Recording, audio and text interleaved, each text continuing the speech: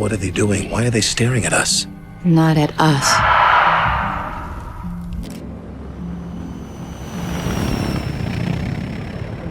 Hollywood has spent billions trying to own the future of science fiction. Billions on alien invasions, space empires, digital humans, and apocalyptic wastelands designed to sell popcorn and launch franchises that would print money for decades. Sometimes it works. Most times it doesn't. And here's the thing. This video is not about those good times when everything went smooth as it is on paper. Rather, it's about 15 movies that burned so much money the fire could be seen from orbit. We are talking about budgets that spiraled out of control, production nightmares that turned film sets into war zones, and marketing campaigns so confused that audiences had no idea what they were even being sold. Some of these films destroyed careers, some of them killed entire franchises, and one of them literally bankrupted the studio that made it. I mean, the studio ceased to exist because of a single movie. And by the time we reach number 1, you will understand why one box office disaster did not just lose money. It ended an entire era of filmmaking and changed Hollywood forever. Number 15, Stealth, 2005. Meet your new wingman.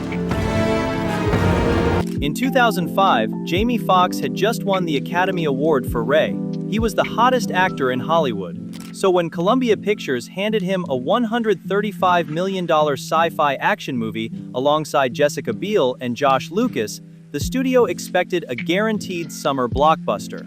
But what they got instead was one of the most expensive disasters of the decade. Stealth was supposed to be the next Top Gun. Director Rob Cohen had just delivered back-to-back hits with Fast and the Furious. The concept sounded bulletproof on paper. 3 elite Navy pilots get paired with an AI-controlled fighter jet that goes rogue after being struck by lightning. The studio poured $135 million into the film. Production spanned across Australia, New Zealand, and Thailand. The explosion sequence at an Alaskan airfield used 500 gallons of gasoline and was so massive that NASA had to be notified in advance. Cohen even consulted heavily with the Pentagon during production, and the military cooperated partly as a recruitment strategy during a period when the Army was missing enlistment targets for the first time in years. The technology was unbelievable. In fact, Palmer Luckey, the founder of Oculus and the defense technology company Anduril, publicly admitted that watching Stealth as a 12-year-old inspired his dream of building AI-powered fighter jets. Despite all these, when Stealth premiered, it was a total financial disaster. It opened at number 4 at the domestic box office with just $13 million. Sony was staring at losses estimated at $125 million. Number 14, Battlefield Earth, 2000. John Travolta spent over 15 years trying to get this movie made. 15 years of pitching, begging, and being rejected by every major studio in Hollywood. The project went through MGM, Fox 2000, and Warner Brothers before all three sent it into turnaround. Nobody wanted to touch a big-budget sci-fi adaptation of a novel written by L. Ron Hubbard, the founder of Scientology. The religious connections scared executives, the script confused readers, and the budget demands were enormous. But Travolta would not let it die. When no major studio would finance the film, an independent company called Franchise Pictures stepped in. Franchise specialized in rescuing stalled passion projects from big stars. Their business model was simple. You want this movie made? Fine, but it gets made cheap. Travolta agreed. He slashed his standard $20 million salary down to a reported $10 million. He even offered the directing job to Quentin Tarantino first, who declined. The job eventually went to Roger Christian. On set, the production was defined by Travolta's creative control and director Roger Christian's willingness to accommodate it. Christian shot the entire film using extreme Dutch angles, tilting the camera on nearly every shot in a stylistic choice that critics and audiences found disorienting and pretentious. The production design borrowed heavily from Hubbard's novel without ever translating it into something visually coherent for a mainstream audience. When Battlefield Earth screened, Travolta's performance as the alien Turl was mocked relentlessly by the audience. When the film opened, it made $11.5 million in its first weekend. Travolta reportedly stayed away from the film entirely after opening weekend. Number 13, The Adventures of Pluto Nash, 2002. No, I just want to go home, and I was wondering if you could help me out. I'm sorry, I can't help you. I'm sure there's a bunch of clubs up here that can use a good strong... The script for Pluto Nash had been floating around Hollywood since 1983, almost 20 years in development. Directors came and went. Harrison Ford was reportedly considered at one point. The concept kept getting rewritten, rethought, and delayed. Then Eddie Murphy signed on, and suddenly, The Adventures of Pluto Nash had the biggest comedy star on the planet attached to a sci-fi action film set on the moon in the year 2080. It sounded like easy money on paper. In reality, it became one of the worst financial disasters in Warner Brothers history instead. The original budget sat around $80 million, but problems started almost immediately.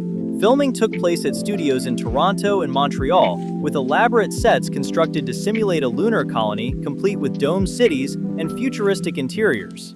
The costume and production design departments spent millions building a visual world that critics described as cheap-looking upon release. Director Ron Underwood later admitted he knew the film was not working while they were still shooting it. He said Eddie Murphy just was not feeling funny on set.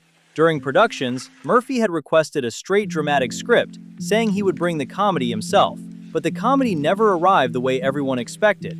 Then the test screenings happened. They were terrible. In January 2001, a devastating early review leaked online and described the film as having lame action and almost no laughs. Pluto Nash opened and earned just $2.2 million in its opening weekend. By the end of its theatrical run, it had made just $11 million worldwide. Number 12. Titan AE 2000. There was a moment in American animation history when studios genuinely believed hand-drawn sci-fi could compete with anything Pixar was building. Titan AE was supposed to be that proof. Don Bluth was once the only animator in Hollywood who could genuinely challenge Disney. By the late 1990s, he and partner Gary Goldman were running Fox Animation Studios out of a 66,000 square foot facility in Phoenix, Arizona, and their previous film, Anastasia, had been a genuine box office hit. Fox trusted them. So when a troubled live-action sci-fi project called Planet Ice had burned through $30 million in development without producing a single usable frame, the studio handed the wreckage to Bluth and Goldman and asked them to turn it into an animated feature instead. But here's where the problem all started. Fox gave Bluth and Goldman a $75 million budget and just 19 months to deliver a finished film. That timeline was brutal. Goldman later described the experience as a nightmare, saying they essentially had to start over from scratch while battling creative executives at Fox the entire way. During production, the animation blended traditional hand-drawn work with cutting-edge CGI, creating a visual style unlike anything audiences had seen in American animation before. The tone was darker and more mature than the Disney films dominating theaters at the time, with real violence, real stakes, and no musical numbers. The world building was ambitious. The action sequences were breathtaking, and the ice ring chase scene remains one of the most visually inventive moments in animated sci-fi history. But none of that mattered in the long run. Titan AE opened and earned $9.3 million in its first weekend. Its total domestic gross landed at $22.7 million. Number 11. Terminator Genisys, 2015. Nice night for a walk. Wash day tomorrow. Nothing clean, right? The Terminator franchise rights had been bouncing between owners for years before Megan Ellison's Annapurna Pictures acquired them in 2011. She partnered with her brother David Ellison's Skydance Productions, and together they planned to relaunch the entire franchise from scratch. They consulted James Cameron himself during early development. Paramount signed on as distributor. The budget landed at approximately $155 million. Everything was in place for a new trilogy that would rewrite the franchise timeline. Then, one by one, everything flipped into a roller coaster of disasters.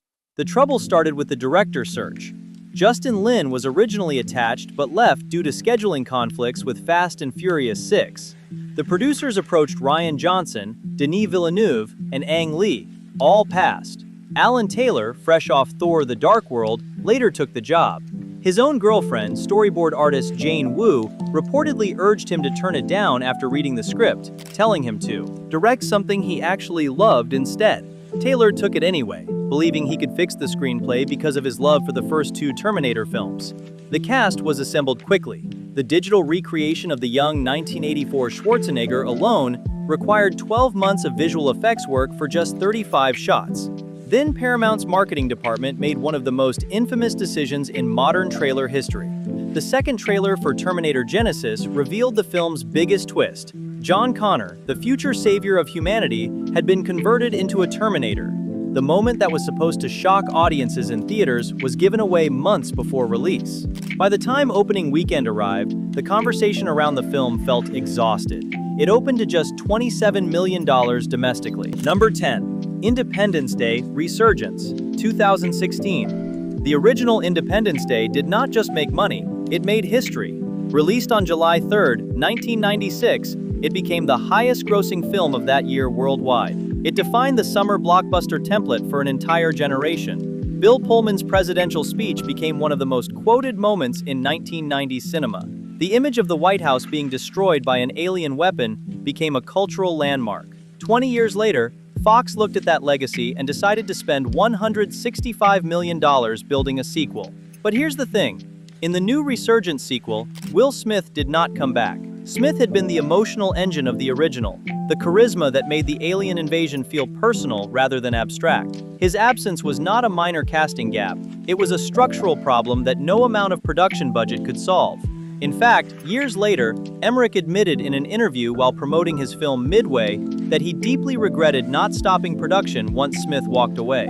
He said the original script with Smith's character alive was much better, and that losing the franchise's lead actor forced him to cobble together an alternative screenplay at breakneck speed. Resurgence opened and made $41.6 million in its first domestic weekend. The final domestic gross was $103 million. Number 9. Solo, a Star Wars story, 2018. Nobody thought a Star Wars movie could lose money. For over 40 years, the franchise had been the closest thing Hollywood had to a guaranteed hit. Then Solo happened, and the myth of Star Wars invincibility died in a single weekend. George Lucas originally began developing a Han Solo prequel back in 2012 and hired legendary screenwriter Lawrence Kasdan to write the screenplay. After Lucas sold Lucasfilm to Disney, Kasdan shifted to work on The Force Awakens, and his son Jonathan took over the Solo script. Behind the scenes, the production was a disaster before it ever reached audiences. Phil Lord and Christopher Miller were hired to bring an improvisational comedic energy to the Han Solo origin story. They shot for months. Then Lucasfilm fired them. With principal photography reportedly more than halfway complete, Ron Howard was brought in to replace them. And the reshoots that followed were so extensive that Howard essentially remade the film from the ground up. Industry analysts estimated the reshoots alone cost about $275 million before a single marketing dollar was counted. During reshoots, actor Michael K. Williams lost his role entirely due to scheduling conflicts, and Paul Bettany was recast in a completely reworked part. Even George Lucas himself visited the set during Howard's shoot and stayed for 5 hours offering advice on a scene. Solo opened and grossed $84 million in its first domestic weekend. The final domestic gross was $213 million. Number 8. Waterworld, 1995. Before Waterworld, there was a phone call that could have changed everything. Director Kevin Reynolds called Steven Spielberg during pre-production and asked for advice about shooting a movie on open water. Spielberg's response was blunt: do not shoot on water. Use a second unit for a few ocean shots and film everything else in a tank or on a stage. Reynolds and Kevin Costner ignored him completely, and the result was unmeasurably brutal. The original budget was set at $100 million. Reynolds was hired to direct, but the moment cameras started rolling on the open ocean in Hawaii, disaster followed. Weather caused constant delays. Equipment was repeatedly damaged by salt water and wind. The massive floating atoll set broke apart and drifted after severe storms. The custom-built trimaran had to be redesigned mid-shoot after it started falling apart. A stuntwoman nearly drowned.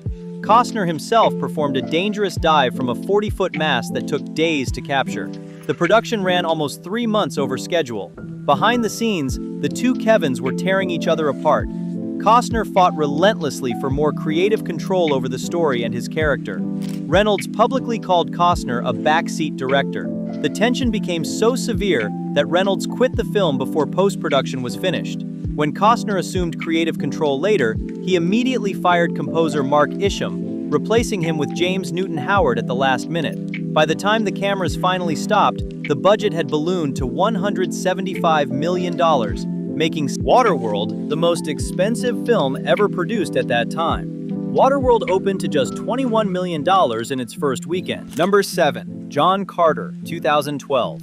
Edgar Rice Burroughs published A Princess of Mars in 1912, and the story went on to directly inspire George Lucas, James Cameron, and virtually every space adventure that followed. But when Disney adapted the source material that influenced the entire genre, audiences thought it was copying the franchises it created. The studio greenlit it under then-chairman Dick Cook. On paper, this should be printing money massively. In reality, it was nothing close. During production, Stanton brought his Pixar working habits to live action, treating the production like an animated film. The budget, originally planned around $250 million, continued to climb. Scenes were refilmed multiple times. The gross production cost reportedly ballooned to $306.6 million. Then came the marketing disaster. The film was originally titled John Carter of Mars. Disney changed it to simply John Carter after the studio did not want any association with Mars following the catastrophic failure of Mars Needs Moms just 1 year earlier. The new title was generic and told audiences nothing. The trailers, which Stanton had significant creative control over, failed to communicate what the movie was about. John Carter opened to just $30 million domestically. The final domestic gross was $73 million. International numbers were stronger at $211 million.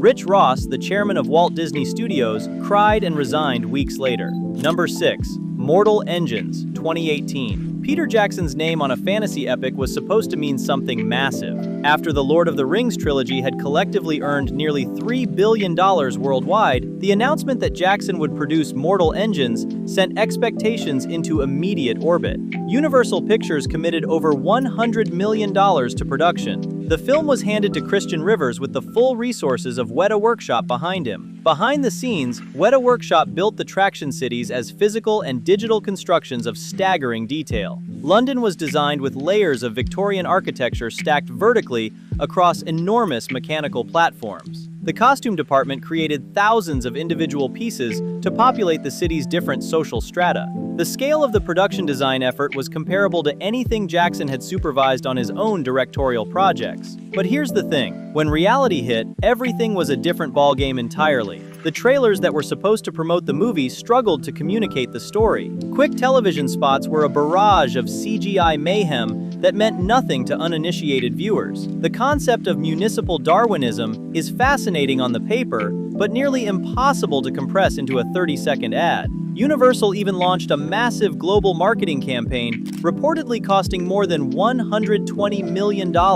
When Mortal Engines opened, it was dead on arrival with $7.5 million domestically. Number 5. Tomorrowland, 2015. Disney hired Brad Bird to make a film about optimism. That sentence alone carries a weight that takes a moment to fully absorb. Bird had directed The Iron Giant, The Incredibles, and Ratatouille, 3 films defined by their genuine emotional conviction and their belief that people are capable of extraordinary things. So, he brought that same conviction to Tomorrowland. George Clooney starred. Disney committed $190 million to production. The studio believed they were making something genuinely meaningful. Behind the scenes, the production was ambitious in ways that went well beyond the budget. Bird and his team developed an elaborate fictional mythology around the 1964 World's Fair and the origins of the Tomorrowland dimension, building set pieces across multiple locations, including massive practical constructions that grounded the film's fantastical elements in physical reality. But here's the thing, the marketing campaign made a critical error. Disney was so committed to preserving the film's mystery that audiences could not figure out what Tomorrowland was actually about. Trailers showed a magical pin spaceship hurtling through a cornfield and a shimmering futuristic city with no clear context. The finished film struggled with tone, caught between wanting to inspire children and wanting to challenge adults. Tomorrowland opened to $32.2 million domestically. Its domestic total finished at $93 million. Number 4. Final Fantasy: The Spirits Within, 2001. Hironobu Sakaguchi created one of the most beloved video game franchises in history. Final Fantasy had sold tens of millions of copies worldwide. After Final Fantasy VII became a global phenomenon in 1997, Sakaguchi decided he was not just going to make games anymore, he was going to revolutionize cinema itself. He built an entirely new production company called Square Pictures, constructed a state-of-the-art animation studio in Honolulu, and assembled a team of 200 people to spend 4 years building the first-ever photorealistic computer-animated feature film. The ambition was staggering, but the result nearly destroyed everything he had built. The original budget was around $70 million. Every single frame contained roughly 10 megabytes of data. Each frame could take anywhere from 15 minutes to 7 hours to render. The total production contained over 141,000 frames of animation across 1,327 individual shots. Sakaguchi named the main character Aki after his own mother, who had died in an accident years earlier. But the story was the problem. Fans of the franchise wanted something connected to the games they loved.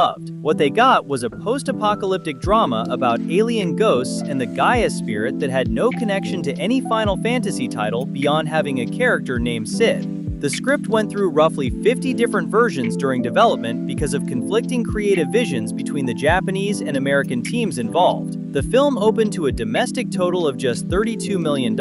Number 3. Mars Needs Moms, 2011. In 2007, Zemeckis' company Image Movers Digital signed a deal with Disney to produce expensive 3D motion capture projects. The technology required actors to perform on bare sets wearing sensor-equipped suits that recorded their movements, which were then transferred into digital models used to build fully animated films. Zemeckis had already used the technique on the Polar Express and Beowulf. Neither was a runaway hit, but Disney believed the technology had blockbuster potential. The first project under the deal was A Christmas Carol, which cost as much as $200 million and underperformed commercially. The second was Mars Needs Moms. The production budget was $150 million.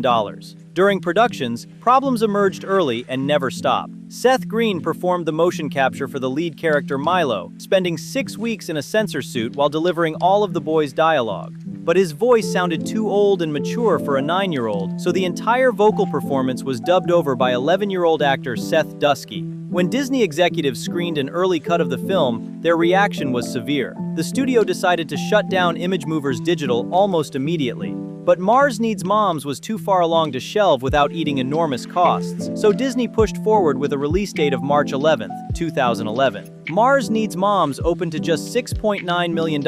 It was the 12th worst opening in history for a film playing in more than 3,000 theaters. Number 2. Cutthroat Island, 1995. In the late 1980s and early 1990s, Carolco Pictures was one of the most powerful independent production companies in Hollywood. They financed Terminator 2, Judgment Day. They financed Total Recall. But behind the blockbusters, Carolco was bleeding money at a rate that would have terrified any accountant who bothered to look. By the mid-1990s, they were drowning in debt and desperately needed a hit to survive. So, they chose a pirate movie. Cutthroat Island was originally budgeted at $60 million.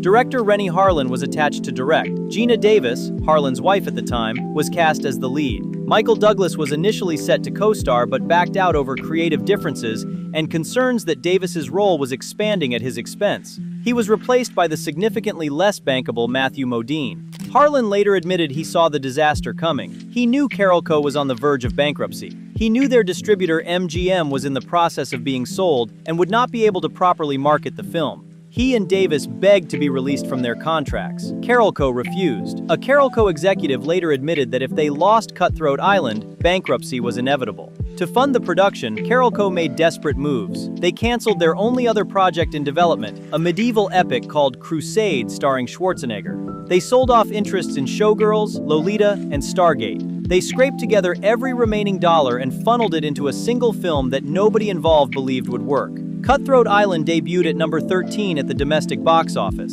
The total domestic gross was just $10 million. Number 1. Heaven's Gate, 1980. In 1978, Michael Cimino was untouchable. The Deer Hunter had just swept through Hollywood like a thunderstorm. It made stars out of Robert De Niro, Christopher Walken, and Meryl Streep. Cimino was 39 years old and on top of the world. So when he approached United Artists with a pitch to revitalize the American Western genre through an epic film about immigrant land wars in 1890s Wyoming, the studio eagerly said yes. They gave him creative control, a substantial budget, and the freedom to make whatever he wanted. The original agreed budget was $11.6 million. When production started, that number became meaningless almost immediately. Cimino's perfectionism was legendary even before cameras rolled. He had an entire street built to his precise specifications, then ordered it torn down and rebuilt 6 feet wider because it did not look right. 6 days into filming, the production was already 5 days behind schedule. 2 weeks in, the studio calculated that at the rate Cimino was going, Heaven's Gate would cost them roughly $1 million per minute of screen time. An executive was dispatched to Wyoming to restructure the schedule. Cimino responded by posting a memo forbidding the man from entering the set, the editing room, or speaking to him at all. By March 1980, filming was finally complete. Cimino had shot over 220 hours of footage, roughly 1.3 million feet of film, at a cost of $220,000 per day. He reportedly changed the locks on the editing room to prevent executives from seeing any footage until he was finished cutting. His first edit ran 5 hours and 25 minutes. United Artists recoiled. They demanded cuts. Cimino trimmed it to 219 minutes and premiered it in New York on November 19, 1980. To his surprise, the New York Times called it an unqualified disaster. Heaven's Gate grossed $3.5 million at the domestic box office. That ratio of cost to return remains one of the worst in cinema history. If you made it this far, drop a comment telling me which bomb on this list you think actually deserved to succeed. And if you have not subscribed yet, now is probably a good time. See you in the next video.